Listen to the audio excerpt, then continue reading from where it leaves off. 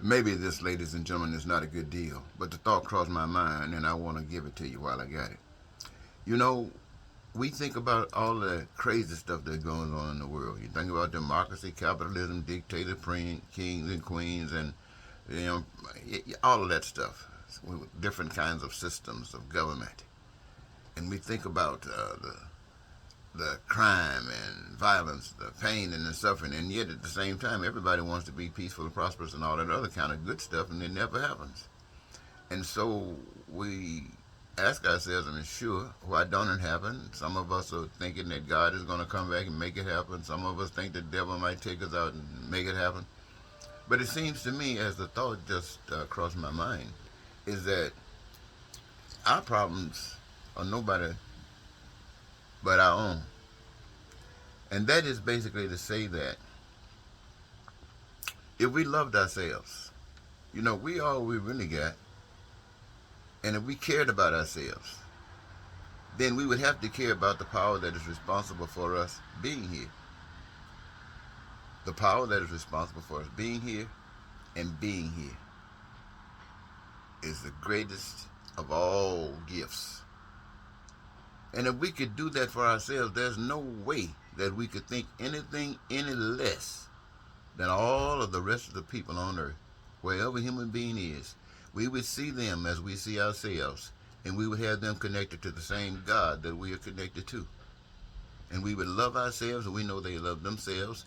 And now that we all lovers of ourselves, we can get together and love one another.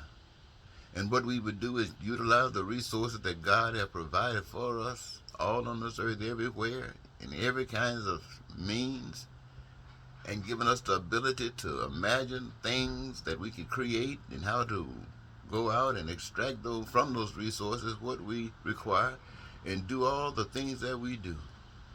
And we're not doing it for ourselves. We're just doing it because it's fantastic. And some of us love it, and many of us love it, and all of us might love it.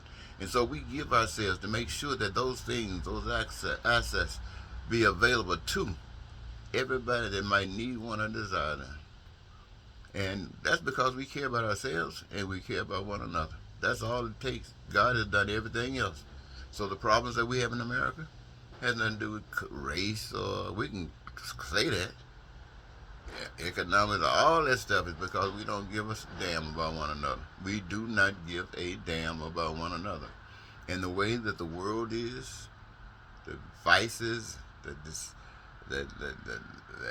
chaos, you name it, is because we do not care about one another. And so, whether we want to admit it or not, this hell that we're living in is because we do not care about one another. So, a simple message that I would give to you this Sunday morning is this: if you want to make this a better world, start caring about yourself. And if you care about yourself, recognize why. And then that's the power that put you here. And if you can care about yourself and that power, then you'll understand what it means to care about everybody else.